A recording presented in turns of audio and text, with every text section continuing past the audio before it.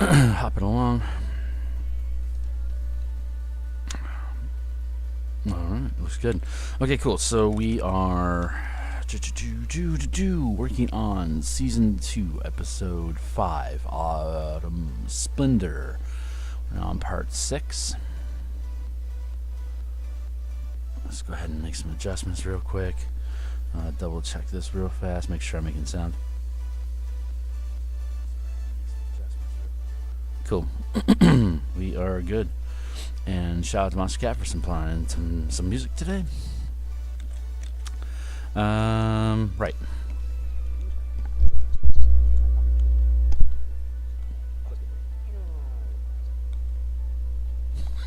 That's fantastic.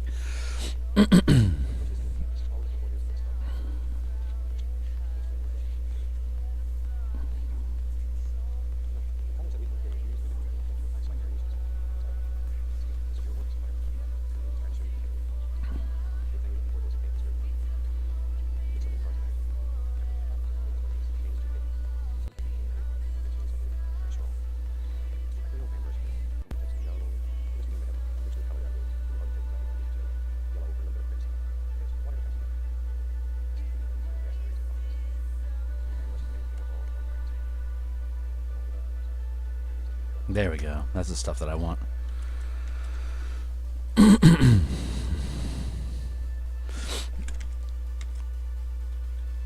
Okay, yeah, you busted me. I just laid in this. I just laid in this garage. Couldn't help myself. It's awesome. So yeah, I already have my ground in there. Interesting footnote though. I faded it into the sideline here. It just felt like the right thing to do. But more importantly, right now, let's see. Lay down the shroom and let's go ahead and clean up that edge a little bit.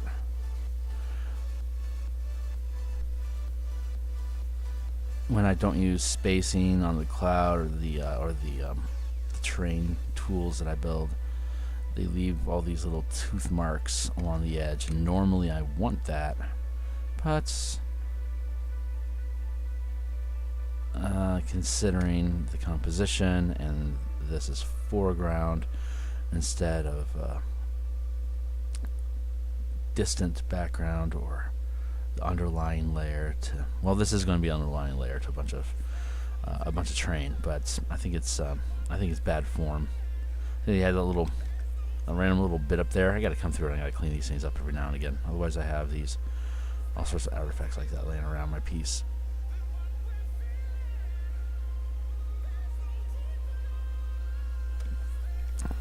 Nobody wants to watch this.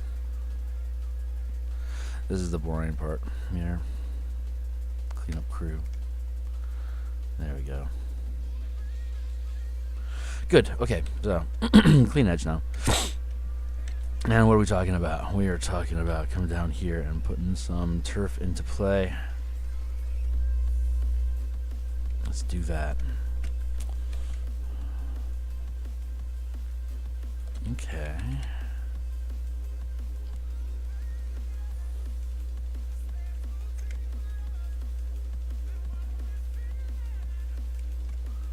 Now I'm just taking color samples to see what pops out at me.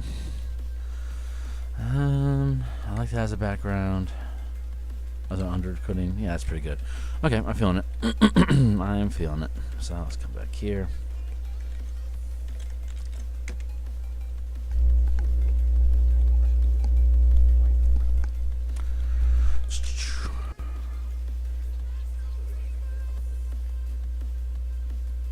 Interesting.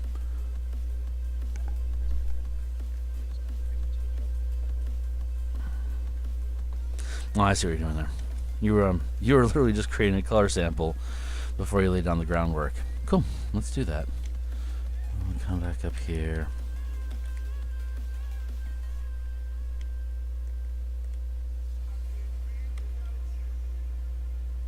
There. We'll color sample. Since he's doing it, we'll do it too. Why not? And we'll switch it up. Come to here.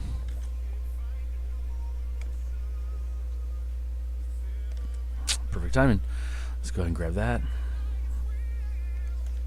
Since that's probably the same color he's using on the embankments over here, but I would rather be sure, because it's the foreground, and a lot of times he switches up the color schemes in the foreground. So we want to pay attention to that sort of thing. Again, if you're not playing in color, then all of these tools help. Remembering these things is really important.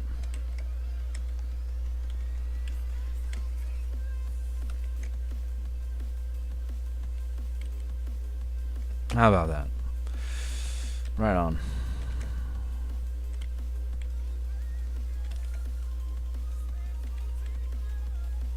Interesting.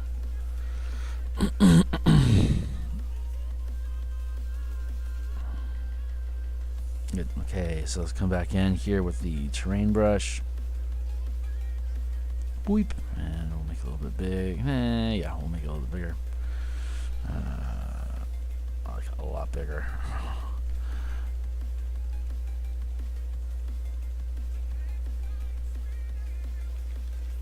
I normally prefer a black background, but when the value here is so dark and it's right on the edge, I like to switch it up so I know where I'm at. See, when you move this thing really fast across, how it creates all those little dot effects. That's what happens when you get rid of the spacing. Just stuff to think about when you're whipping up terrain. And when I think about what should I make things look like, then that's a fun idea. So going back to the terrain tool, spacing's out. We're going to increase the opacity. Increase the size. Make sure the strength's at 100%. Get our tilt going. I'm going to thin it down just a touch. There we go.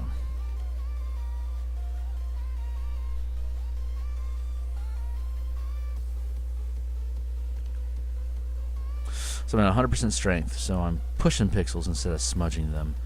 They just get pushed to another location. They don't get left behind. So there's no smearing, which is what the smudge tool means. There's no smudging going on here. It is at 100%. It is purely pushing the pixels to new locations.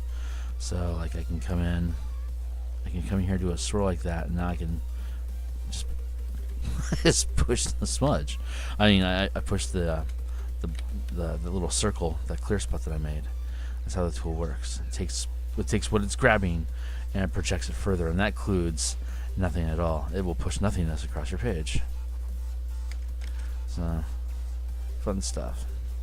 I bring it up because of how I lay in texture and let my eyes fill in the gap on what some of the stuff is going to be. This is a really fun way to have stark shadows. Like this is like a stump or a rock sort of thing going on here, but your eye fills that stuff in. Like, how do I make sense of what this is in the context of the picture? And your eye loves to make all these little messy bits into tarmac of sorts, whether it's forest loam or a rock sticking out. I'm gonna save, grab a sip.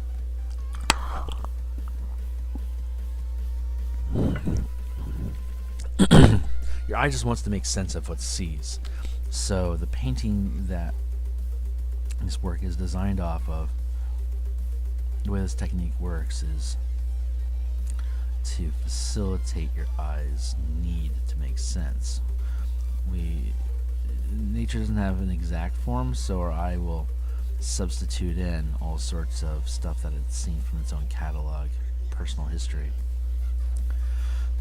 So you don't have to work that hard. Honestly, I'm just having fun. So that's what I'm working on right now. I'm just having some fun here.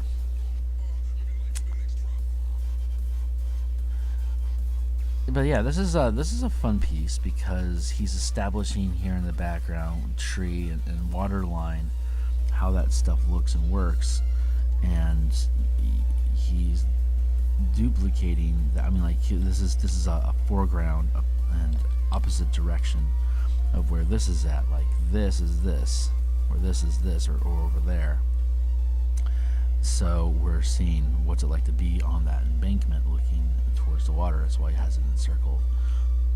So I have this fading out in the background there. I think that's the transition, because sometimes you use bushes to break points of conflict where he's trying to push something back into the background, but the amount of foreshortening that would be necessary is unreasonable to have your eye process. So the easy solution is to lay in shrubbery here to break this foreground point here from the rest of the composition back here, wherever that is here. So you throw up some bushes, so you don't have to worry about it. It's like your eye will just imagine, oh, there's got to be like a hill or something going on back there. That's going to it's going to make this amount of foreshortening in that space make sense. This obviously has to exist. So how does it make sense? That's how your eye works in real life. When you don't know what you're looking at, you're like, what is that? And then you try to figure it out, and your eye starts filling in pieces. It's basically making up a story for you. I know this because I've got horrible vision. The reason I mentioned this in I'm doing the stream in the first place is because I don't have the color vision, and I would like to demonstrate to people that can't see color that using Photoshop you can definitely paint in color. And you don't even need to worry about it as long as you have good references. But something else that's fun with that type of vision, monochromata, it comes along with bad vision in general. Like a 2200 vision is, or 2100 vision, depending on which one eye it is, but that's not correctable. So the eye just doesn't have the processing tools like zoom tools that you find in a camera. My eye lacks some of those components. So while I can zoom, I can quote unquote zoom in while focusing my attention on something that's further away, I don't have any software that'll sharpen its resolution. So I can't just look down at a label and see what it says. I have to make sure I bring that label. I have to get that label close enough to my eyes so that the resolution is large enough that it doesn't matter if it's blurry anymore, because that's basically how it works. It's basically how I see, or don't. And so it's interesting because I know that when I'm I'll look down a street, like a city block, and I won't be able to make out, I'll have a hard time making out shapes that are at the end of the block. Halfway down the block even, at the end of the block, there's no way I'd be able to identify a person from just the background movement of a city. I can't distinguish it, but as to get closer, walking towards me, my eye starts to provide me preliminary reports on what this incoming object is. And if it's slow enough, I can render, quote unquote, in real time what the object is, from a shadow, like a shadow, to a cloud, to a smudge, to a sharp image of who or what that is.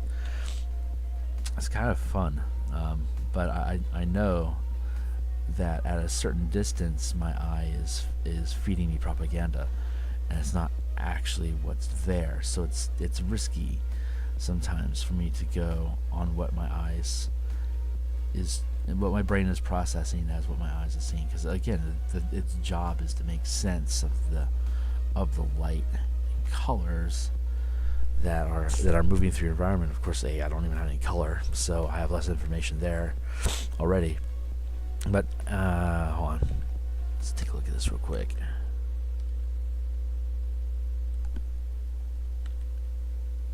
Nope, that's the eraser tool. Wow. There. No, here.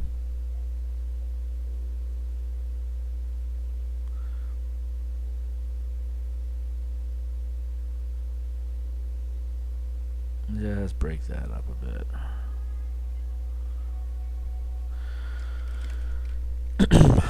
Ooh, that's fun. All sorts of freaking crazy awesome things you can do inside of this place. Such cool terrain. Alright, so we're going to do some grass, and then we're going to do a paint over on top of it. So let's grab this guy instead.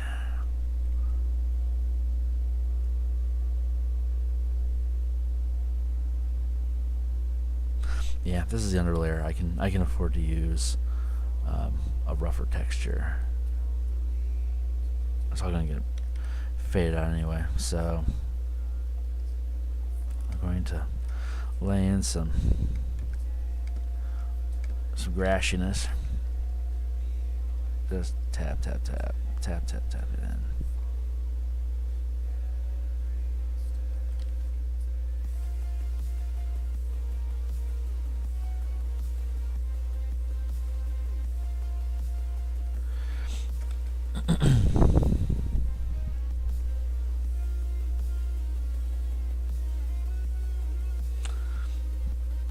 Thanks to Monster Cat for keeping the beat. There, that looks pretty good. And we're going to come in here with our texturing brush.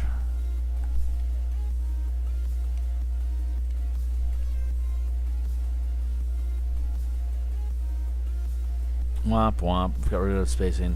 So let's take a sip.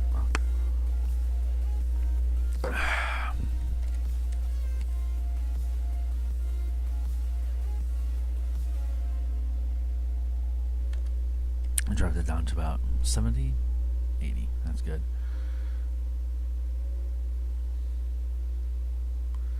Not bad. See how the eye wants to just fill in information about what the heck is going on back there.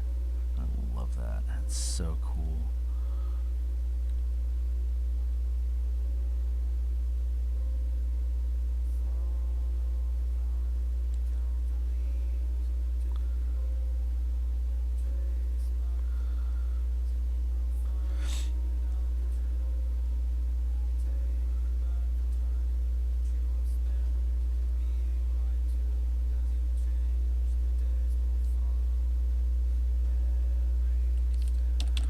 Brush bigger since we're closer here.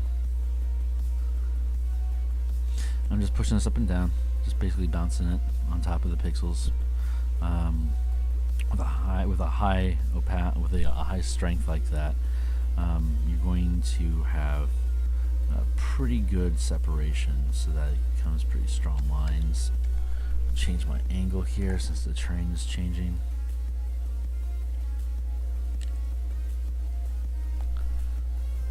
This.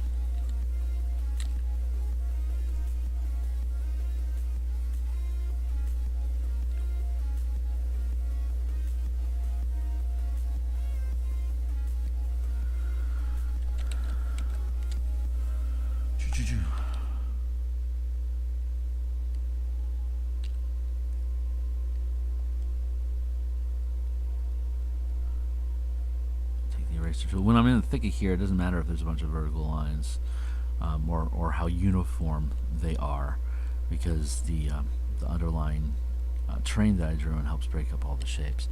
But when you get to the tips, the outer edge on the surface here, you want to make sure you're paying attention to uniformity. Too much uniformity is unnatural, especially in something like grass. So there we go. We're just going to keep tugging at this a little bit.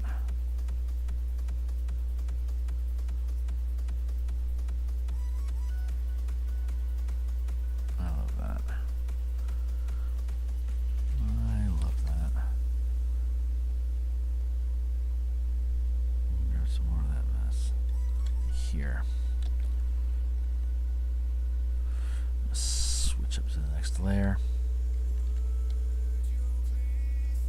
I'm going to tap some more of this in, like that. I'm going to go to a low opacity and switch up to the color above it. Go down to like a 30. Yeah. So I'm trying to fade this back in here.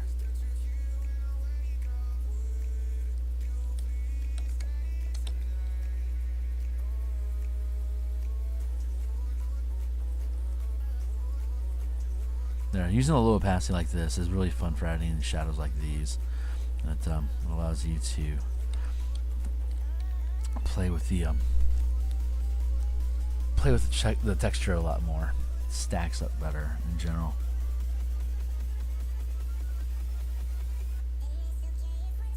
There we go. It just melts into it.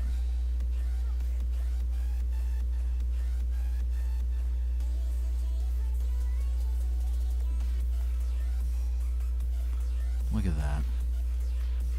Just smoothly transitioning in.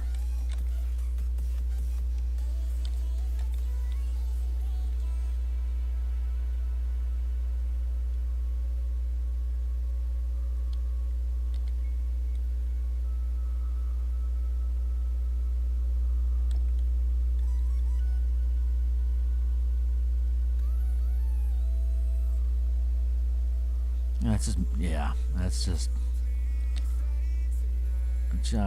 entering into that space, just smooth. Look at that, just breaks it up. It's so gorgeous. I lost the sample I needed, so I gotta go back in, resample that piece. I think that one will do. Yeah, pretty good. How about that? Not as sharp. Let's see. How about that? Nope, not nearly sharp enough. Nope, not sharp enough. Not that. There's got to be something I can use in here. That's good.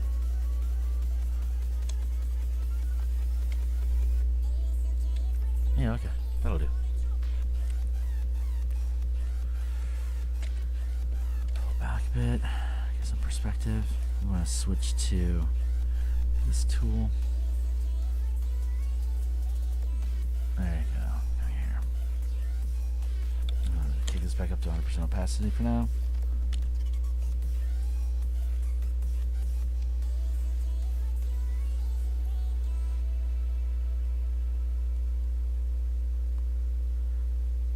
I'm gonna stretch this out here. I don't know. I get the feeling that I'm going to be pushing past the 30-minute mark on this pretty easily here. Maybe I should just own that and go for a long stretch. I mean, it's a holiday. It's the day after holiday here in America. It's Black Friday for America. Maybe I should just marathon this a little bit. Oh, that's it's so nice. This blends into the terrain. This is my favorite part. I think I like doing grass terrain like this more than anything. I think it's my favorite part.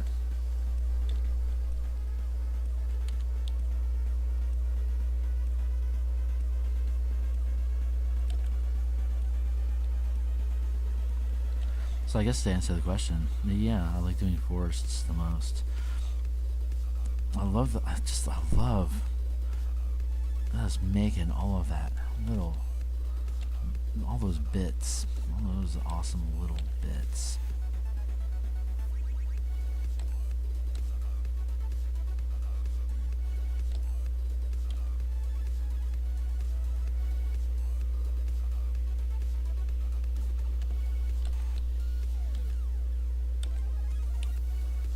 But the value is really close to the terrain that I already laid down, the highlights of the terrain. So I have to pay pretty close attention to where I'm at and where I've been, because maybe it stands out for you, but it doesn't for me. I'm in many instances here just quite literally just playing blindly, just tagging along. I'm gonna change that angle there.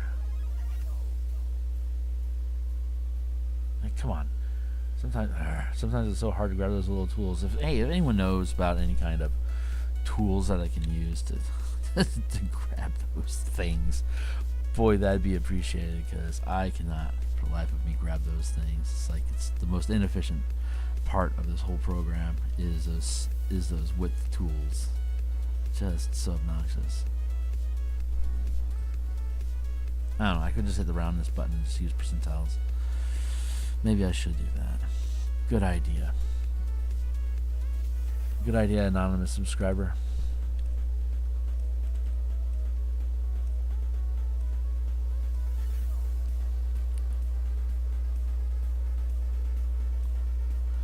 And I'd say please subscribe and follow me daily as I do more pieces like this. But I think I'd have to have an audience that was listening for me to actually make that that sentence to make sense.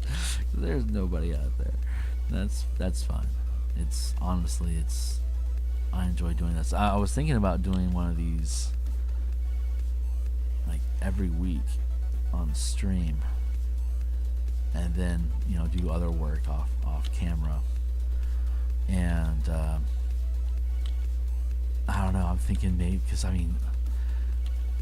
I've done about like 85, 86 of these things now, and yeah, I can get them done like in 2 to 5 hours, depending on how complicated I make it. I'm just wondering, because I could on any given Saturday I could do 2 or 3 of these things pretty easily. And now I'm at a rate of if I only do these while I stream, I'm only doing one a week, and I'm like, well, I could do so much more than that, because my goal is to do all of them.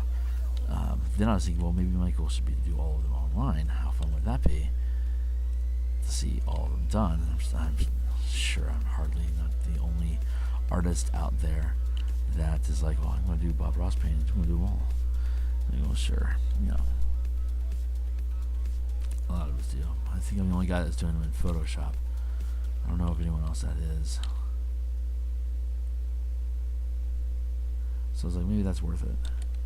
If there's a lot of people doing these things on a canvas, it's already been done. It's technically nothing new. But I think this is actually something new I'm bringing to the table, which is awesome. I've never seen. I have looked, and I have not seen anybody just doing Bob Ross stuff on Photoshop. Probably because it's really difficult to figure out the tools. Once you do, though, man, it is so much fun. So I keep threatening a Patreon account, and I suppose by the time I have some subscribers, and I'll probably have the Patreon up. But we'll see where that goes. That's a fun idea that might not lead to anything, but I'd be happy to offer the paintbrushes that I use for a couple bucks. I think that's fair.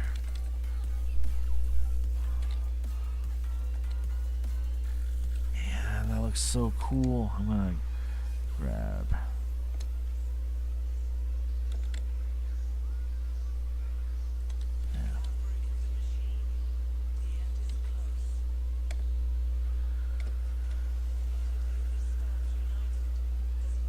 Oops. Wrong layer again. Oh, no, that's the right layer. Very good. I thought I was on the wrong layer because I have my palette collapsed. I didn't notice. Alright, there we go.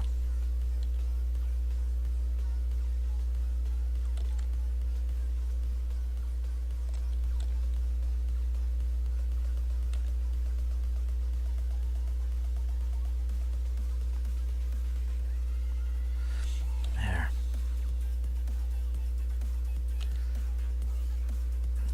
This tool behaves so well. Such a great build. Right now I'm just changing the value from foreground to background shifted too quickly for my liking. So right now I'm just laying in some extra some lighter values here to break up that shadow a little bit.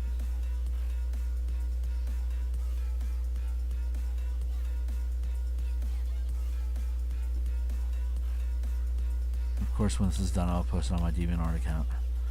Check it out. I'll start offering the PSDs. I obviously have PSDs just like this for all of them that have all the layers broken down apart from each other. I think I'm going to be offering those PSDs for a few bucks so you can see how I did it. Just how it looks like, so you can play with it. If there's any particular piece I've done that you think was particularly cool. And I'll also provide those for the oh god, I love that. Look at that little bit. So much fun.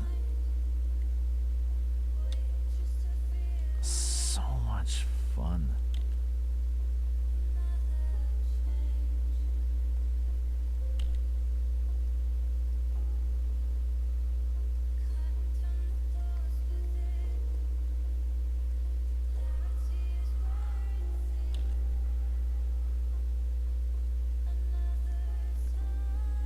God, that looks really, really good.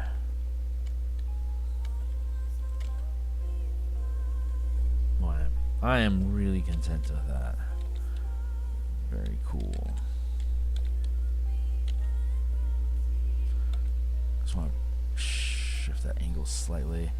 Just tap along the back here just to break that up a bit. So so the lay of land is roughly like this. So I am just pushing the tool vertically and horizontally. Vertically to break up the shape, and horizontally to replicate it. Really high strength, so it's a little smudgy, but it also has really good distribution. So you can see you can push the pixels pretty good. Diffuse was the word I was looking for. Thank you so much. Yeah, I was looking to. I want to diffuse this a little bit, but still keep its volume, so that the value interacts with the background properly. There. Hit the eraser tool now and again just to break up the texture. This is actually a little bit flatter, so I want to even that up here.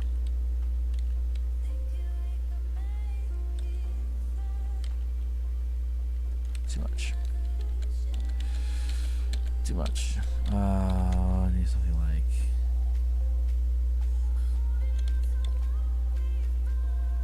Yeah, exactly.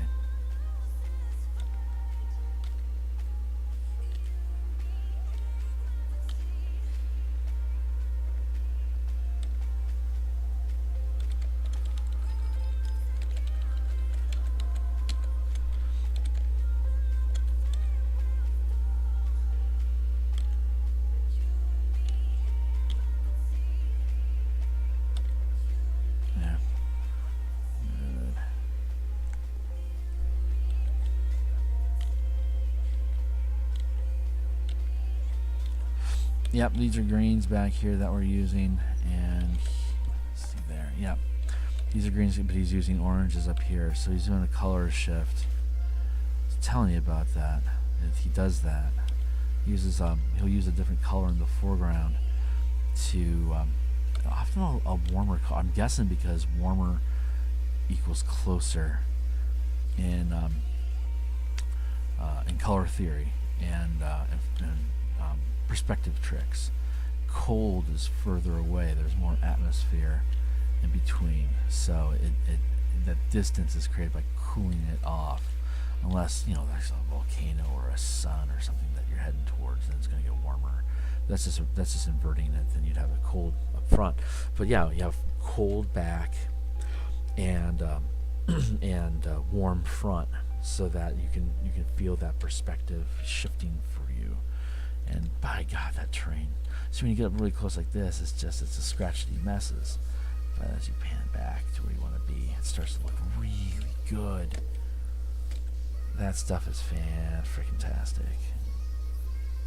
And then the texture starts to fade out. There's still hints of it. Yeah, that's pretty good transition. Pretty good. But I want to address this real fast here.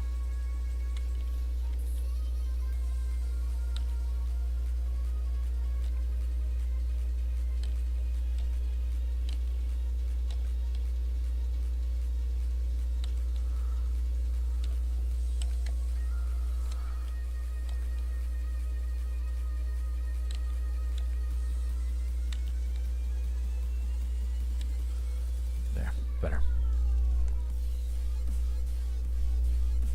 That is looking pretty good. So let's come back down here.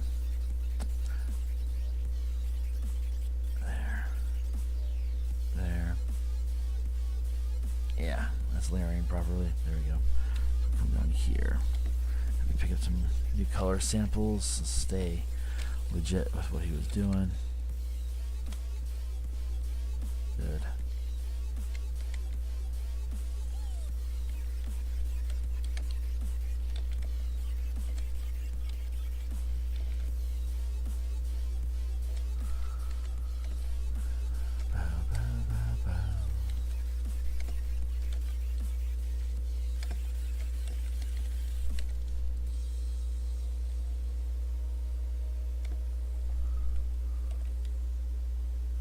brush that up a bit.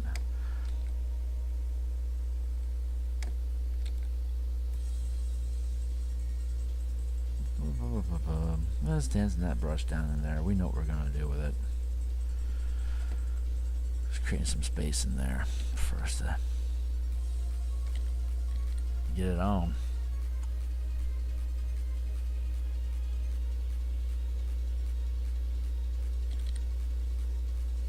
So we'll soften it up a little bit just by tapping it up and down. Change the angle to meet the terrain. There. See how it breaks it up, and then when we move side to side, it replicates it.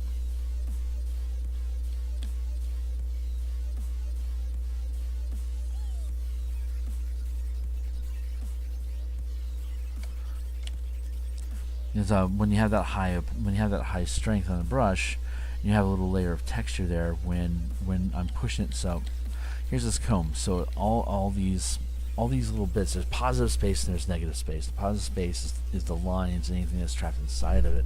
The negative space is that which is in between, like baklava, like phyllo dough. It's like a stack of phyllo.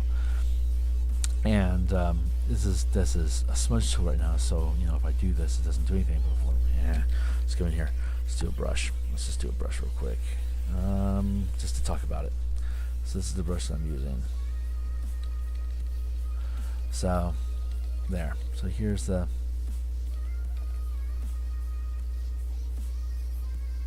direction, like that.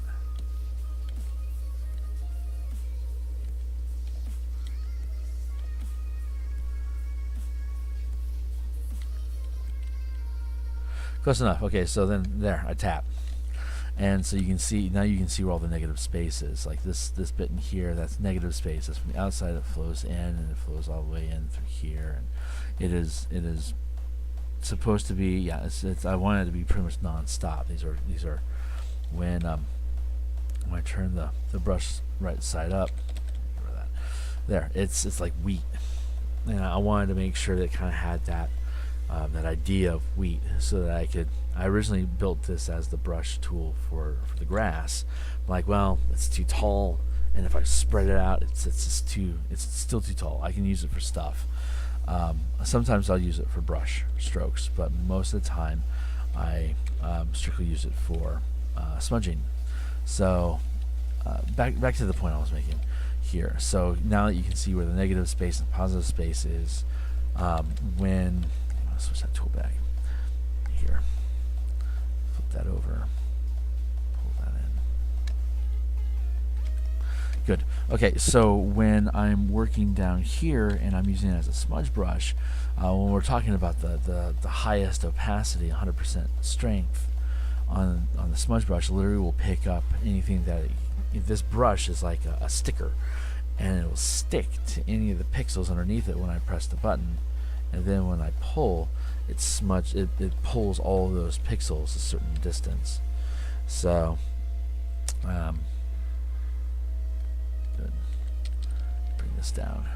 So when the point I'm making is that when I press B there with this brush, and then I'm using this smudge brush,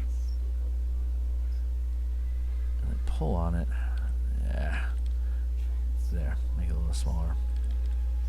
You can see that it's replicating. So when I have a whole stack of these and I'm brushing at it, you can see that it's duplicating the lines underneath it, so it's creating this stack.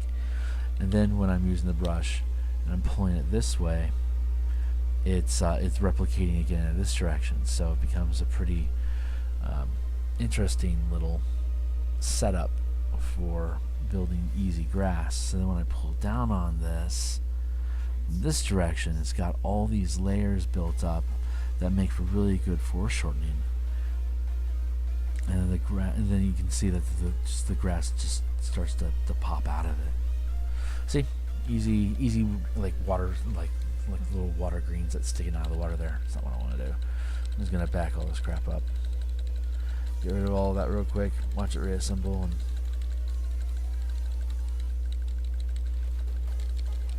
so that's how this tool came about, and that's why it's useful. it was I mean, it's impossible to try to do all these blades of grass by hand. That's just ridiculous. That is madness lies there. I got this mess on my screen. I'm not sure where it's coming from.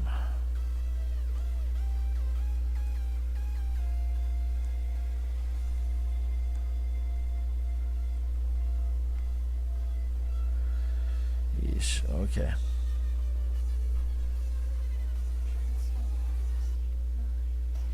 There. Sorry, I just saw this stuff hanging out in here, and I was like, I just want to make that go away.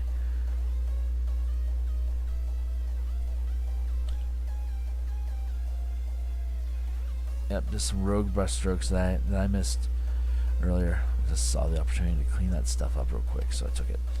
There we go. Let's get back into this thing.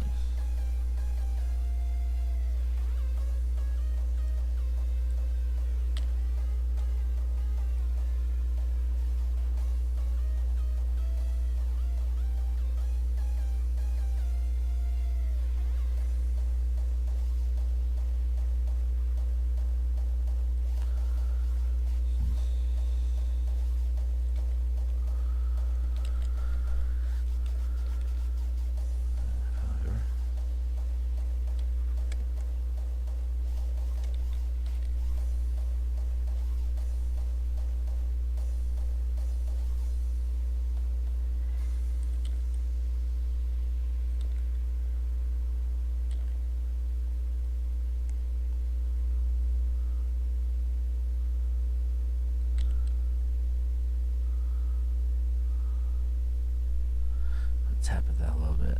It's a little rude.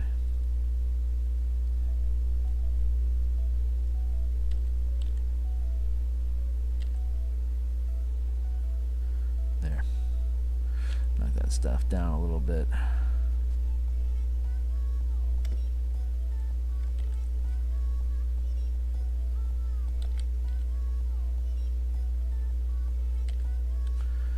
So I'm spending a lot more time on this than he had done, but A, I'm not in a hurry, but B, the whole point of this was to show how this process works. So I don't mind taking time doing a little bit extra. It just makes for, honestly, just makes for a better painting in the end.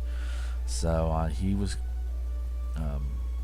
constrained to 30-minute episodes, which honestly speak really highly to the techniques that he provides that he can do that. But he also does the painting at least 3 times, if not more, if it's not a production piece that he's done. He will do the first painting for composition, make sure that it looks right. Second time to make sure he knows what he's doing and to get some practice in on it. So he'll have that second piece then sit off camera, and then at least the third time is when he's doing it live on TV. So he's already figured out, because he goes, I'm sure he goes to these techniques. I mean, after a couple thousand of these things, he has a pretty good lay of the land of how these things are going to go. But having said that, obviously he wants to make sure he knows what he's doing. So he does them a number of times, and to my credit, this is the first time that I've done it. I'm doing it live, so I'm actually intentionally going through the thought process of composition. I know I have the advantage of knowing what the end result is going to be, and watching the techniques that he uses to do it. So the deck's stacked in my favor, obviously, but at the same time, I have to figure out how to translate those tools into Photoshop, which is a skill set that I'm acquiring, and then actual execution to see if I can duplicate what it is that he's doing. And I don't have a need to do it 3 times because I'm doing it live. So you're watching that process. There's nothing else to show you at that point. But the whole intention of this is to demonstrate in real time me figuring out how he is doing it, so that you can start building a library for yourself of, this is the stuff to think about, this is how he's doing it, this is how I can duplicate that result. The idea here is that we can use these tools to produce effects that we want, that we can get the desired results that we want, regardless of the limitations that we may have. The technology is eliminating the human-machine limits, and this is the best way for me to express that truth. And it's very empowering, obviously, to me to be able to accomplish the work that I do. Not to break my arm, not to break my arm, patting myself on my back, but I'm really proud to have been able to figure this stuff out. And big shout out to Larry Gallagher for challenging me so long ago, and just flat out just saying, "Let's just try doing it." And it's like, well, okay, why don't I just try to figure it out? So challenge accepted, mate. And bam, I figured it out. So Larry, you gave me the gumption to step past the idea that I can't see in color, and thus unlimited. I just gotta figure it out. If you want it, you just gotta figure it out. I realize that I'm doing this on the same layer as I did the base color. And I don't like rolling that way, so I'm gonna switch it up.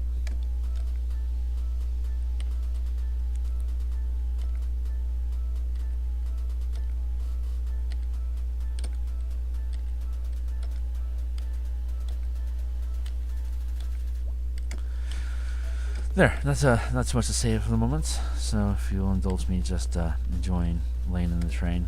See, I'm trying to keep with the lay of the land. I'm changing my opacity as I go. Here we go.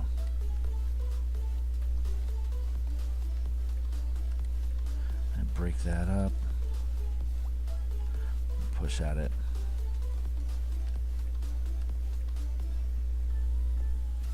The save button, take a sip. I've had crashes before. Once you crash, first time you crash, you think it's weird. Second time you ever crash, you're like, I had better make sure I'm backing my stuff up.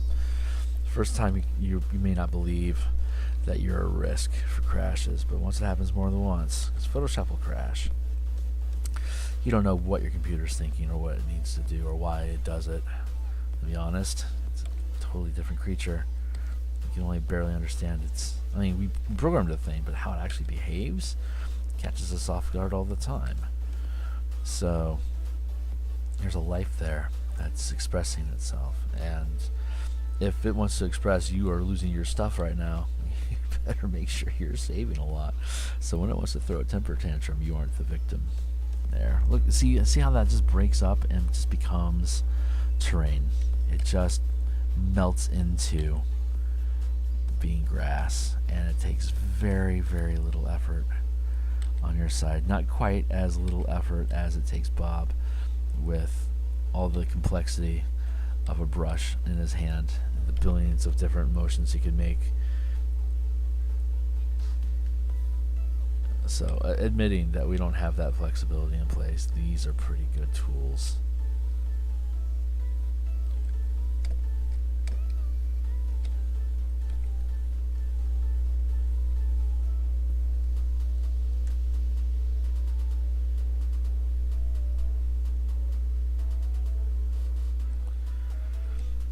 Just felt a little bit too textury over here, so I wanted to come in here and I slap this with some more color, mostly just to break up the brush strokes a bit more.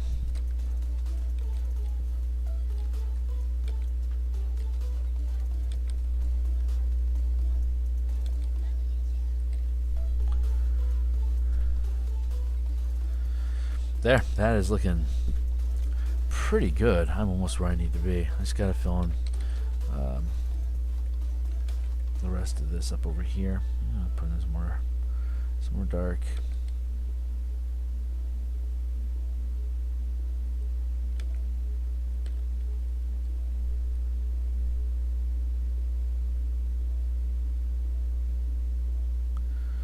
Just magics into existence. Isn't that just awesome?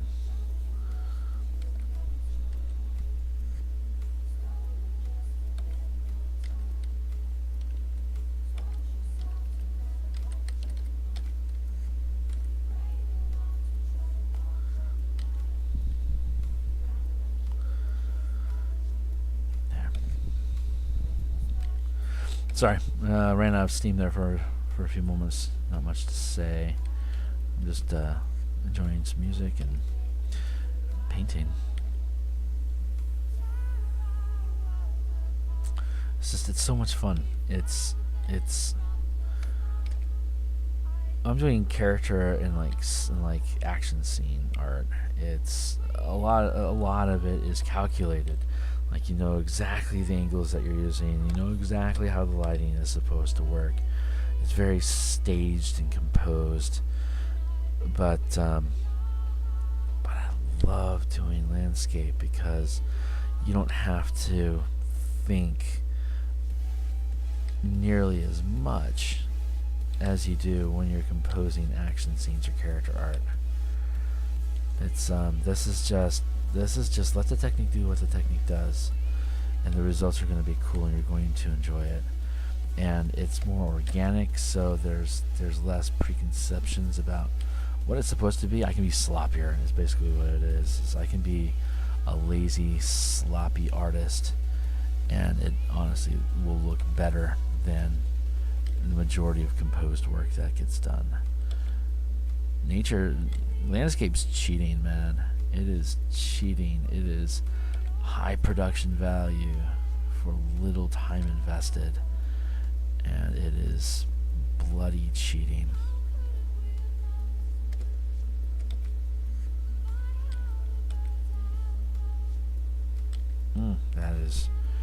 That is pretty. Oh man, I love that. That's so cool.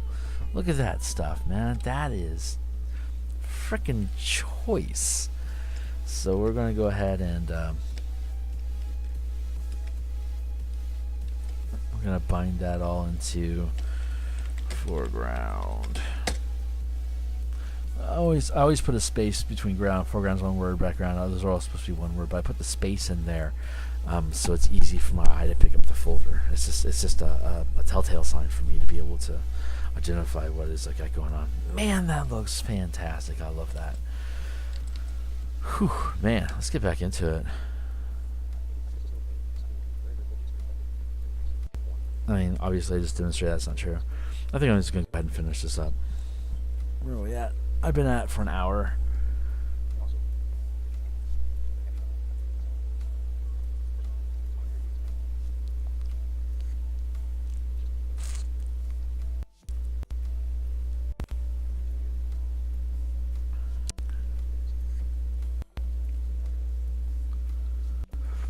Oh yeah, that's right.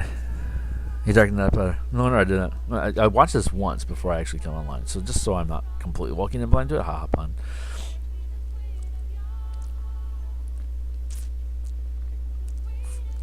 Man, that stuff comes out looking good. I'm gonna screenshot that real fast because I might decide to play with the background more later.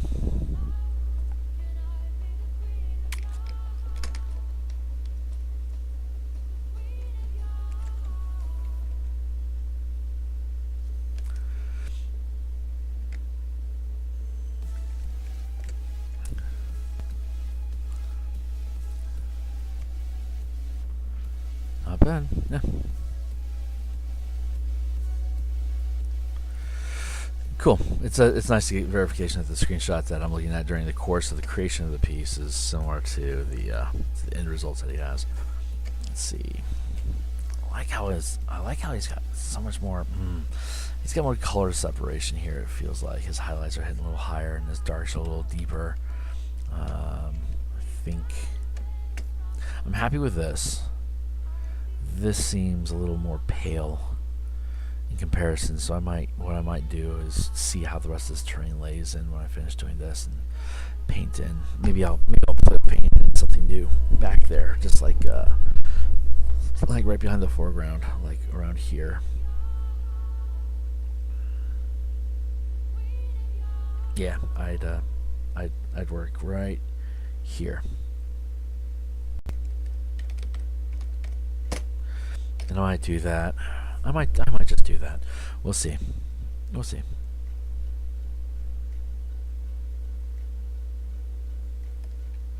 Enough yammering. Yeah, we're saving. So let's go to. Let's just watch some more.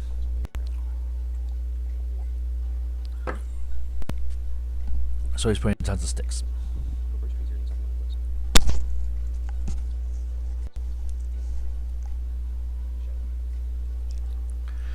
Yeah, makes sense.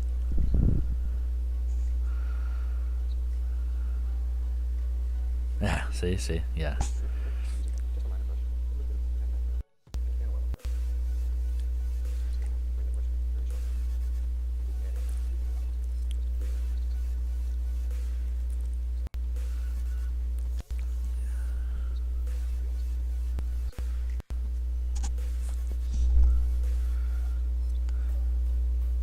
Maybe I'll do that.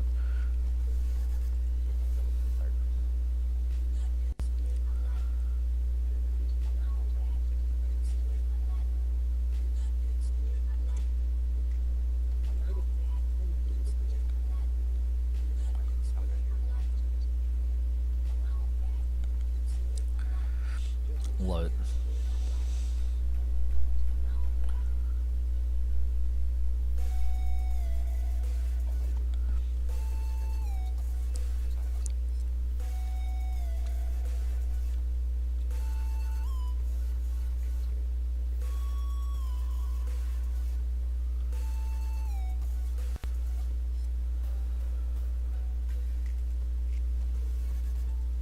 Oops. I need to tap that.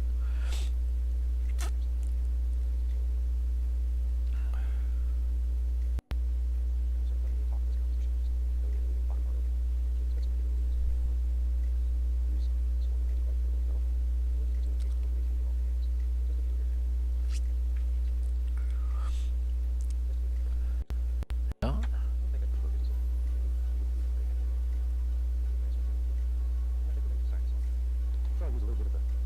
What? Oh, he's done.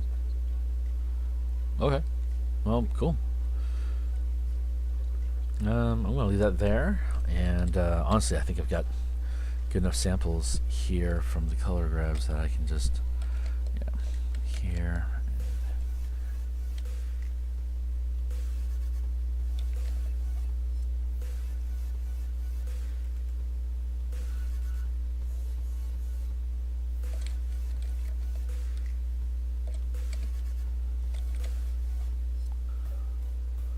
Wow, really neat.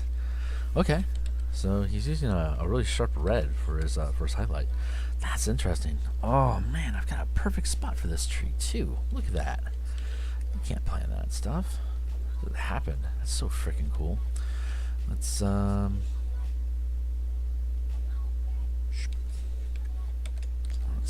opacity right now. I need to be 100.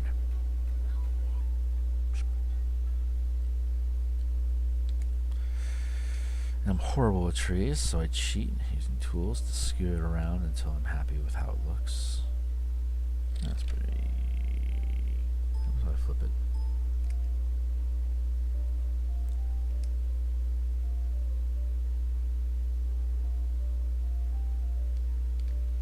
Yeah, let's do that.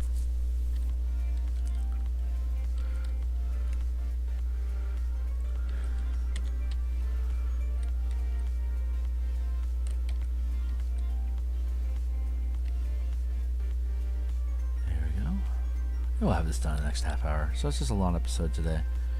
So anyone catches this, they can enjoy that. Hopefully.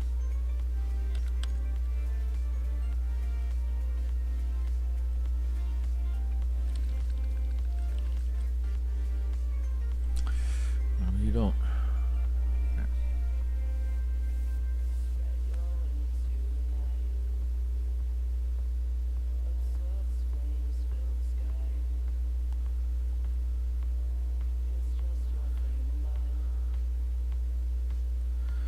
That's fun.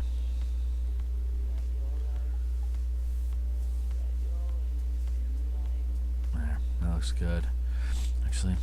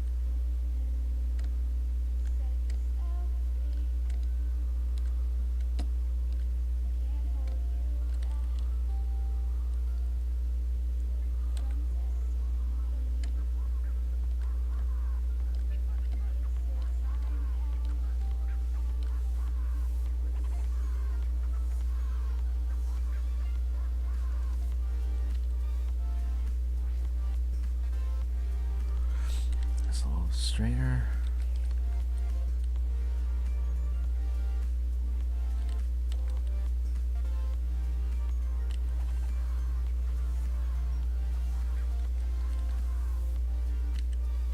Sorry, I just wanted to do a little bit more with this.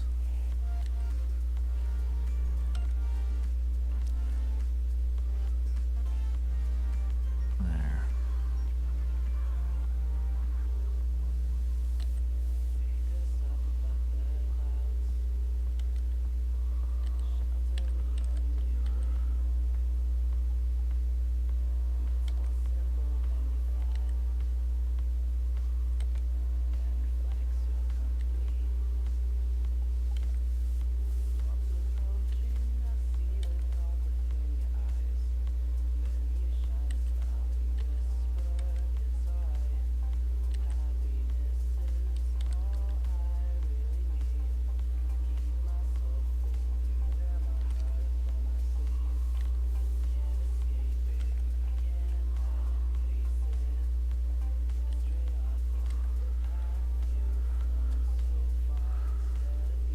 There we go. Look at how that looks. Okay, cool. So we'll keep that. Yeah, that's cool.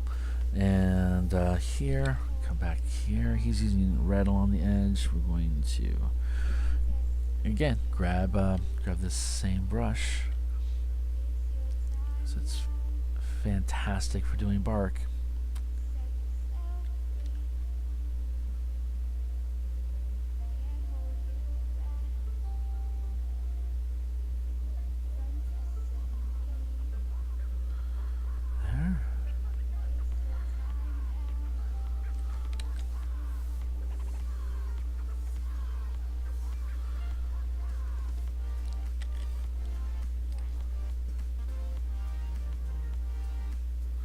That's looking pretty good. Cool. So we'll take the same tool, and then we'll reverse it. I'll zoom in a little bit closer. There. A razor along the edge here.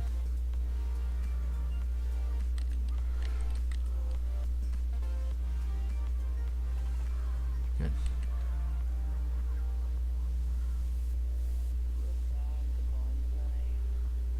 Break that, just kicking on it. Doesn't matter if I get rid of most of it. He barely has any on his at all, so that's fine. So it looks pretty awesome.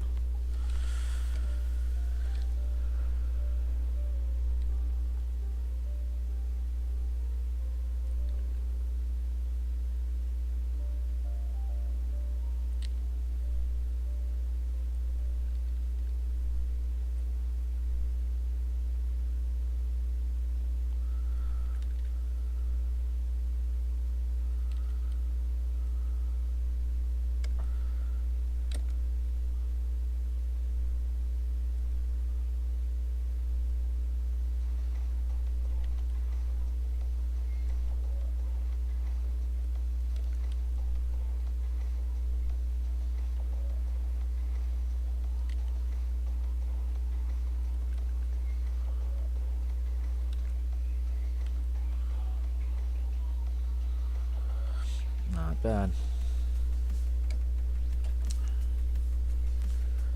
Cool. Yeah, I need to put a little bit more pop back there. That's what I need to do. I also have a ton of sticks I gotta do. Sticks forever, yo.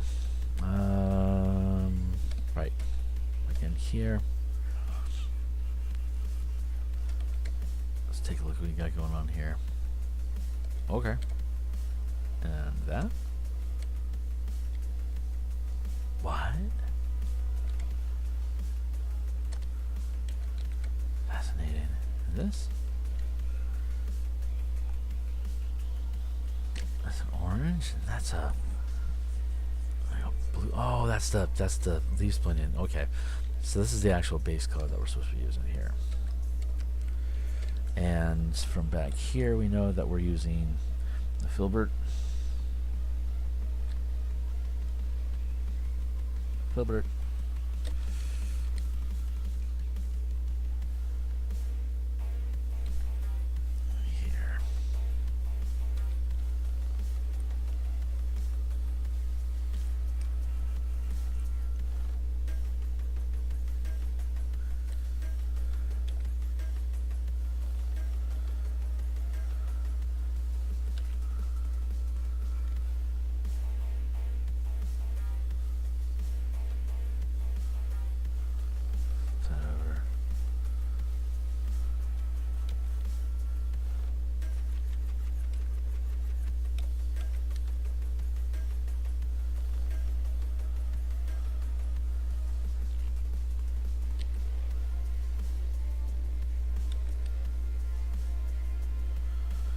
See, this brush has a lot of tilt on it, and it's tricky. It's tricky to use in foreground like this without it just looking like smudge. So I'm probably gonna be messing with this guy for a few minutes before I'm really happy with what the technique is, how it looks overall. We'll see. So far, so good.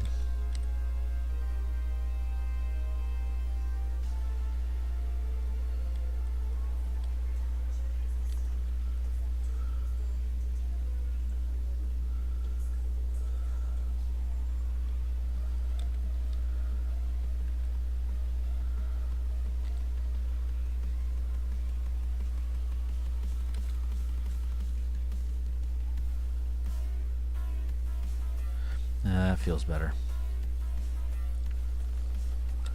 Okay, I found it.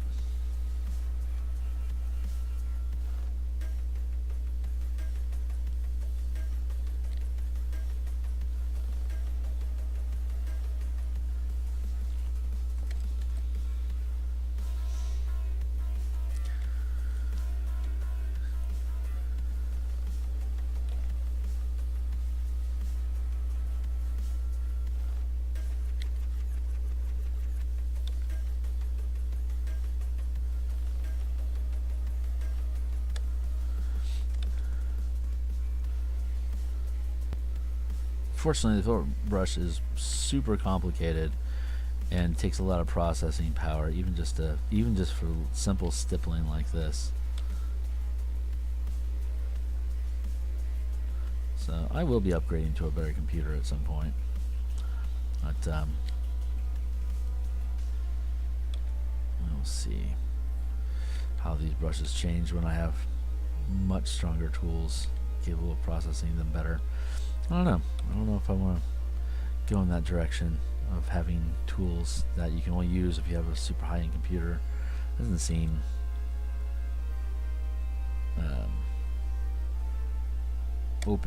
inviting. Inviting is the word. Inviting to novices.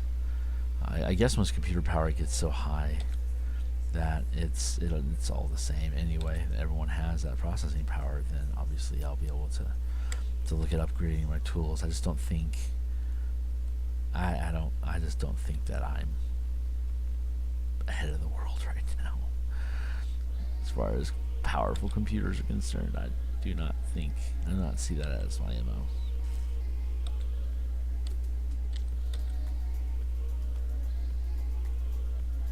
That's fun. I like that.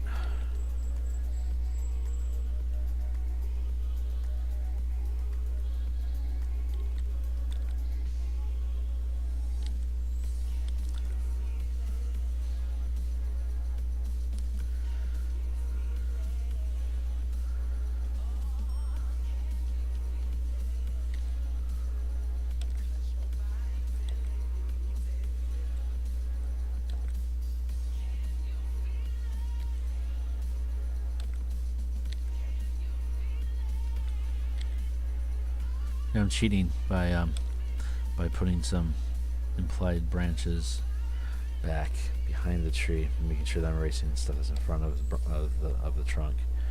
That's pretty good.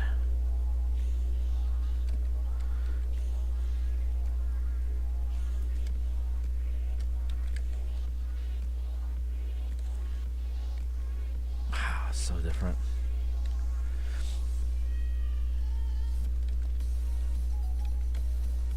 I'm happy with it. I'm happy with it. So I'm going to keep that. There's no reason to change it. So that is there. And other than a whole bunch of sticks, this guy's done. So let's just do a bunch of sticks.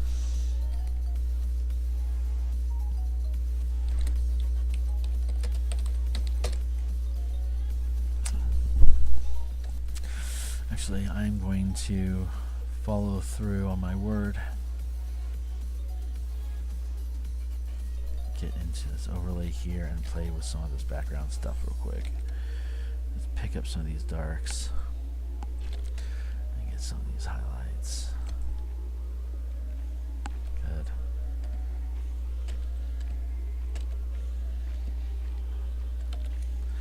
let's see. Let's use a different technique.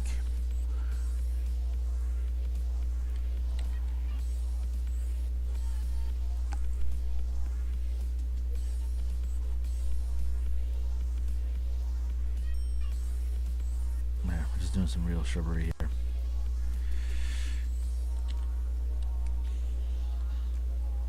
Here's this. My erasing tool.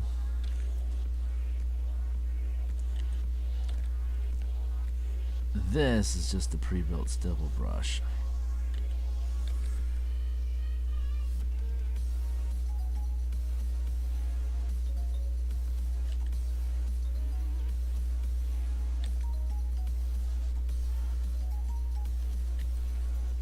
Which I wouldn't use for shaping, like the initial shaping of the brush.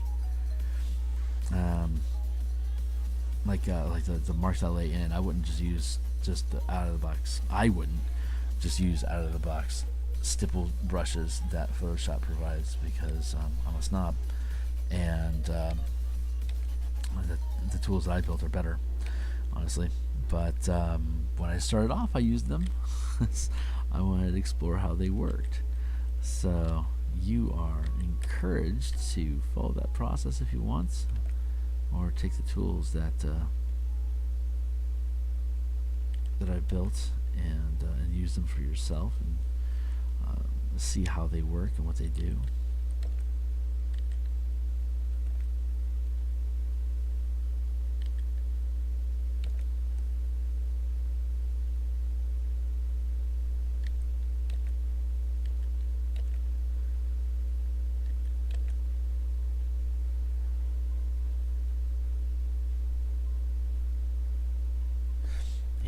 That's looking a lot better already.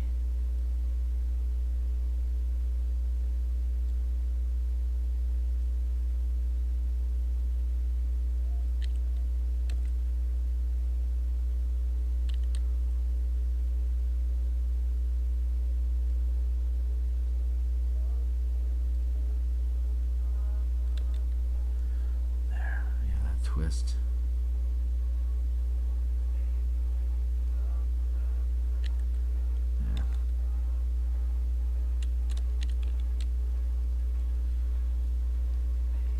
I don't want to kill it completely, but I don't want it to be too pronounced either.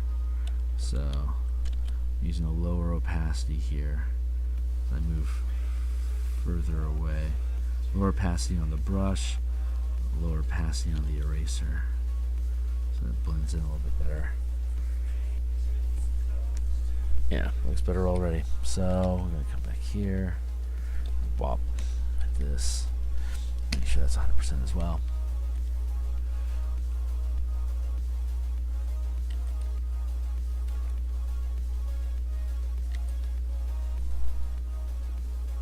Hold on. Okay, good.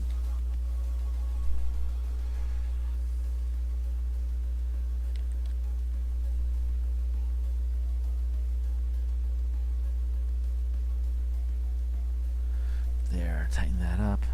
I'm gonna come in here. Again, I'm erasing at the outer edges. When I do bushes like this, what I try to do is find where the light source is coming from, and then I'll tap in some highlights and I'll erase behind it, quote unquote behind it, away from the sun, so that I can come in with another layer in that same path, so that I'm building volume by manipulating the highlights that are facing the light source. That's how that works.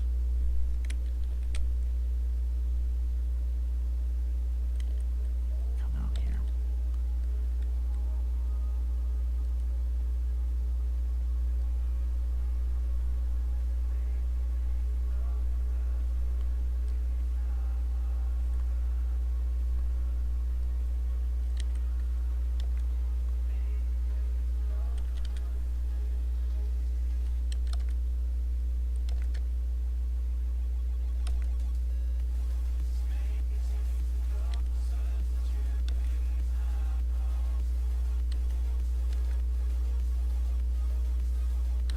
Generally work from top down. It's like if I'm doing a little bush here, Then I'm going to go top down because I can erase that behind it, and then I can go top down. So I'm building layers. I'm building that implied depth by manipulating the positive and negative space. Looks pretty good. Twist, twist. There. I'll switch back to this tool. Here.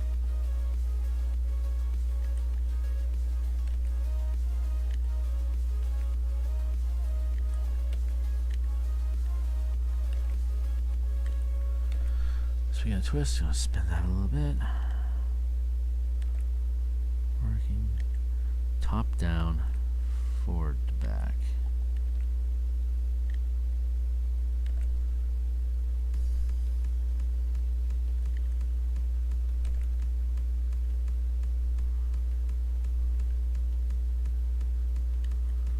There.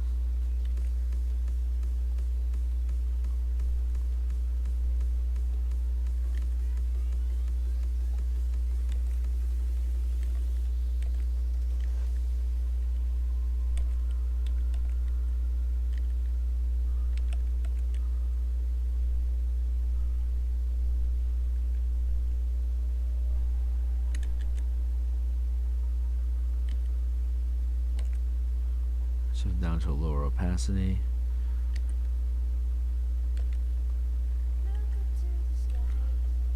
There.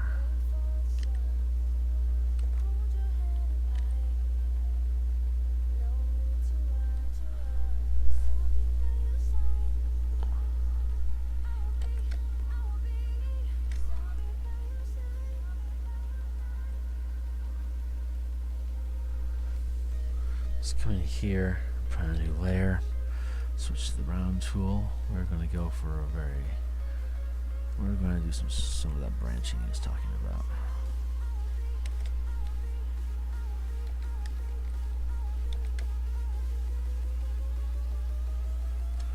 Not that dark, somewhere in between.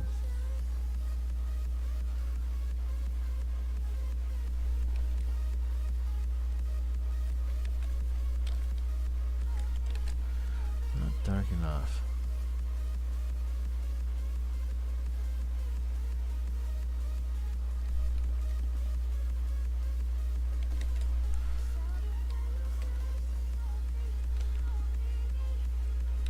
Well, still not dark enough, huh? Okay.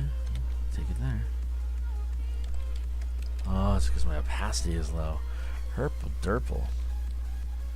That explains a lot.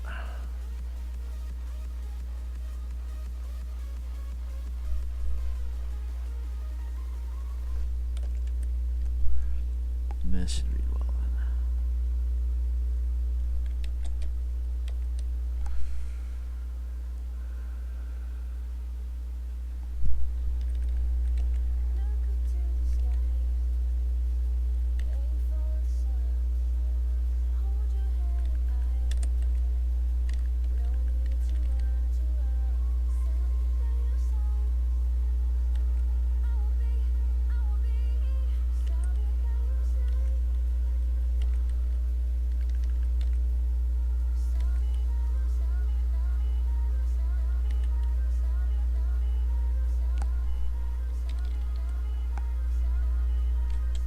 Yeah, we could be. Okay, so I'm working on the wrong layer. Am I surprised? Not so much.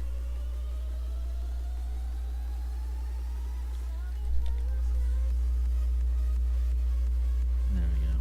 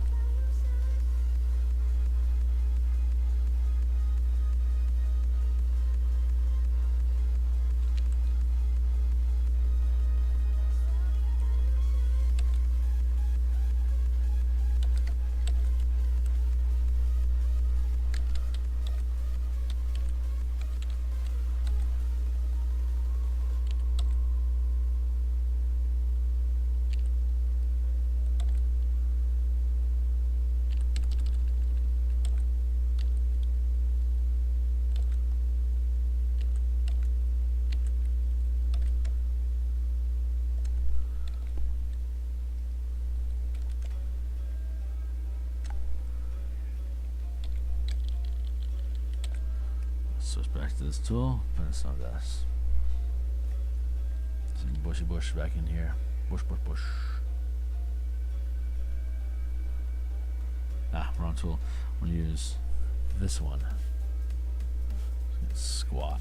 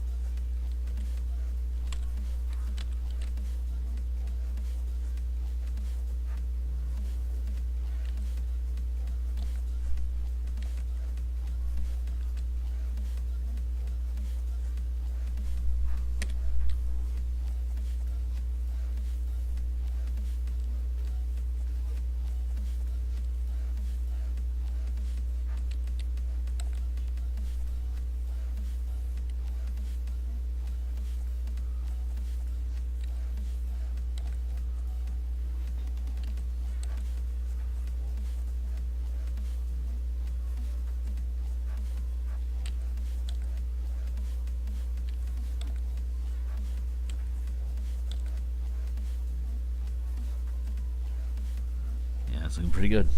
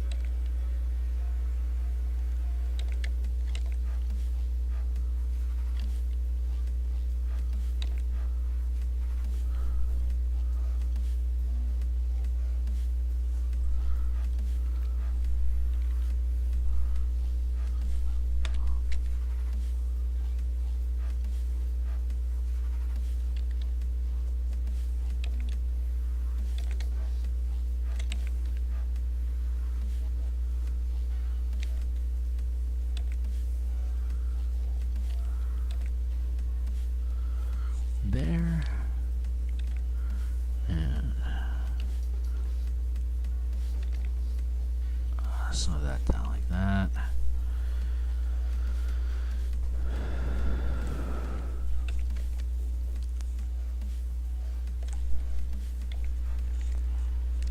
There, we'll give that an extra layer.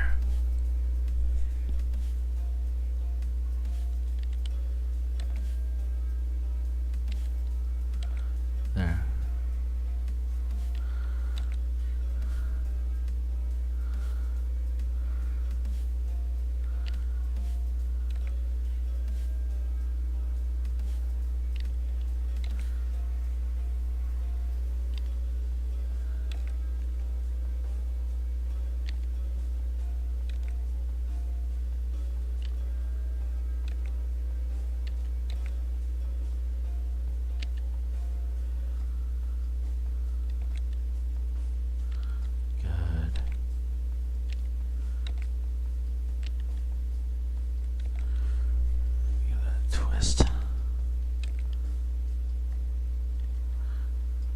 I like what this is doing. I'm going to play with it for a little bit.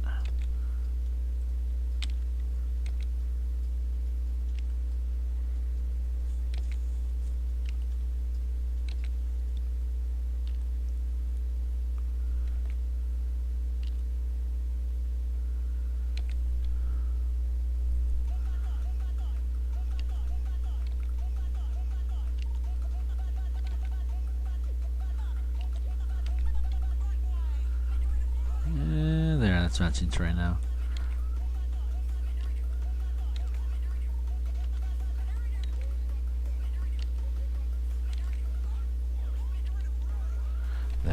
That's pretty good. I'm going to change this a little bit here.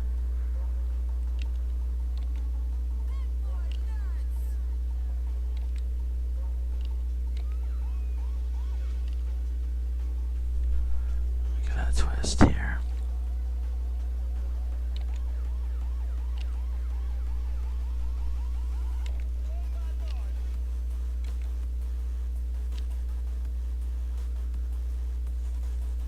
There.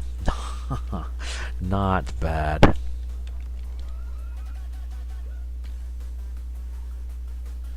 Not bad. Alright, and we'll come in with some more sticks.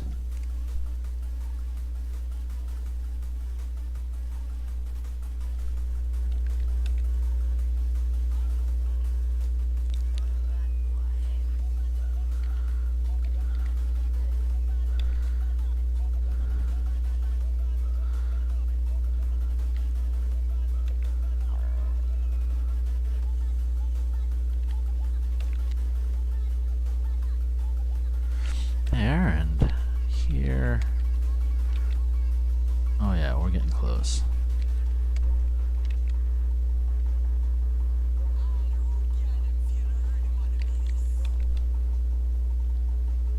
There.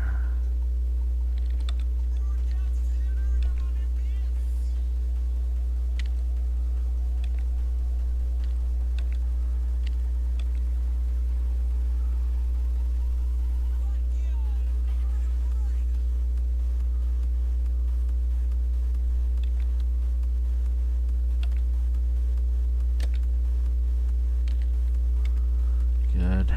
Yeah, that's looking good.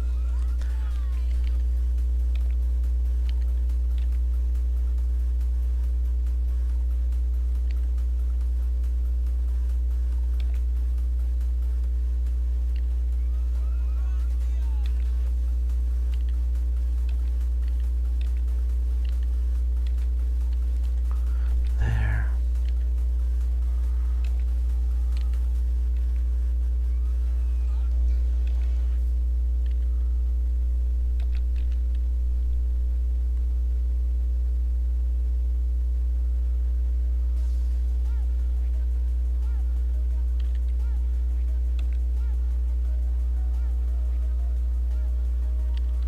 Good. Like he's, like, you know, like he was doing. I'm just laying some sticks.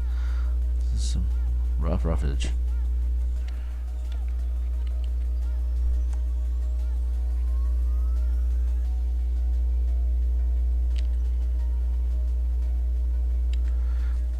There we go. Much better.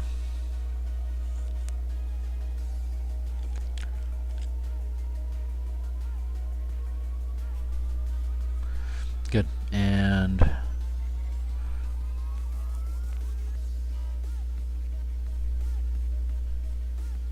your foreground has some overlay as well that we're going to do.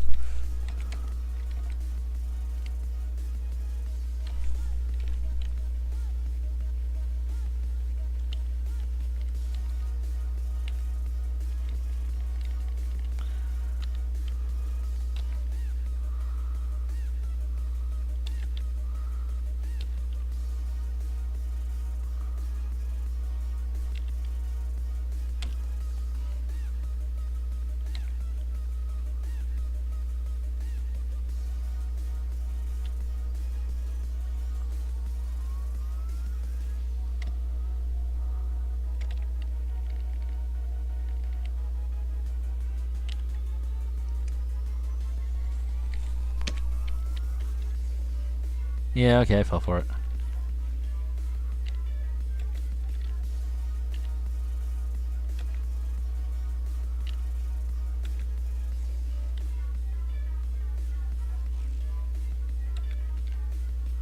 I won't put a twig there.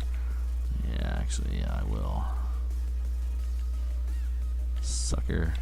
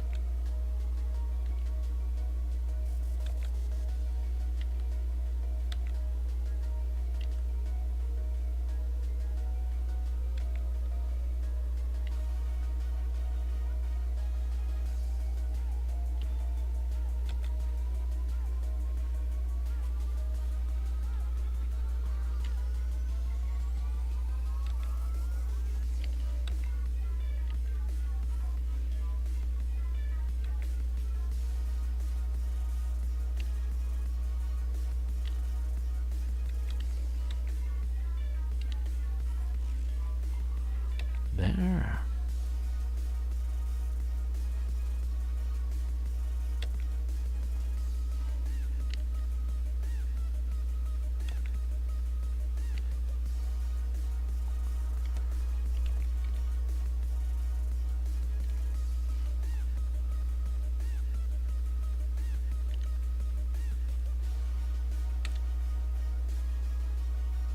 Good. That's good.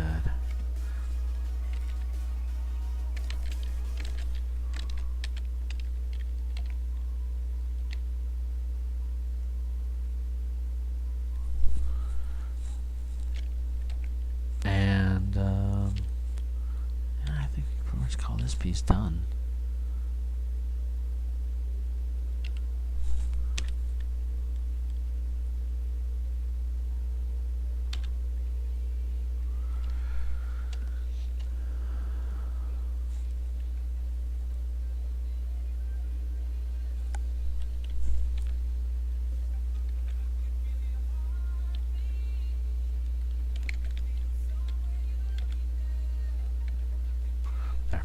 That feels right.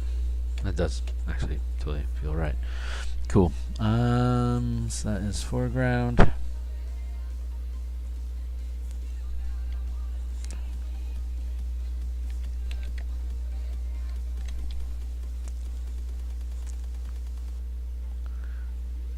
I'll work on this just a little bit more because I just want to break it up a little bit. I don't like that transition so much. So I'm just gonna hit this real fast. And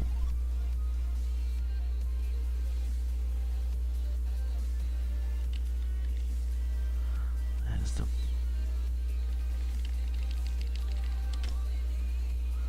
make that all blend in just a little more smoothly.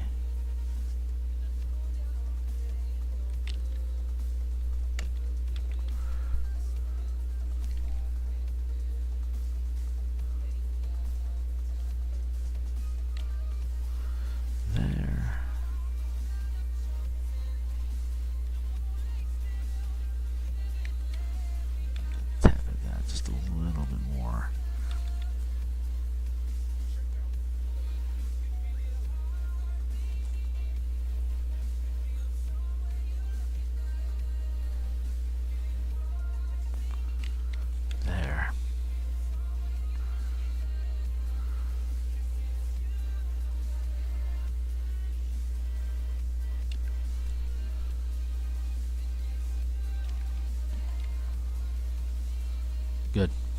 Okay, cool.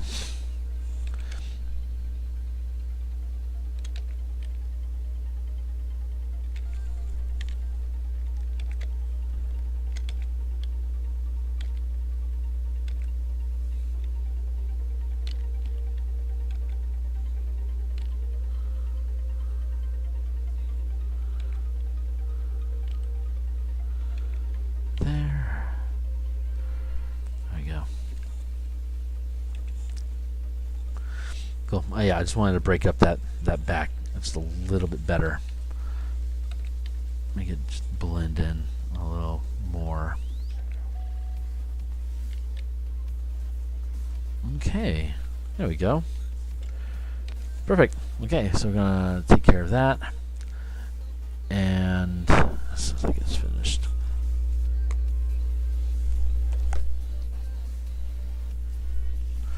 There, and now we'll come in and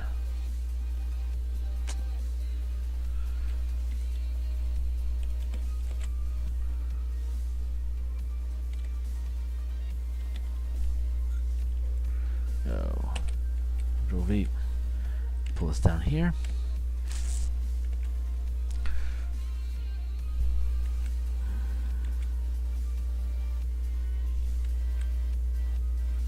There, and we will fade it out so it doesn't stand out, but it is still obviously there.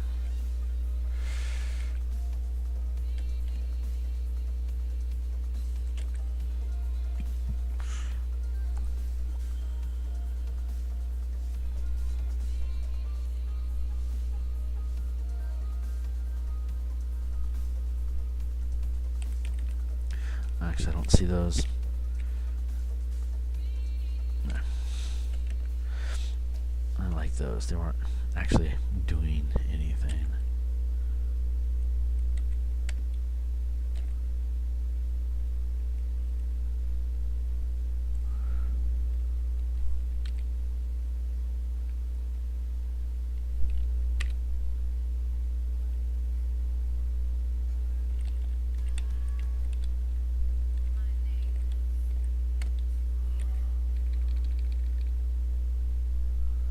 Let's fix that real quick.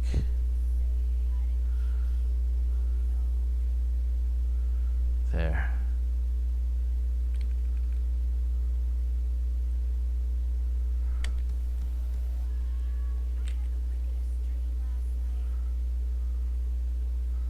Good. Good. There.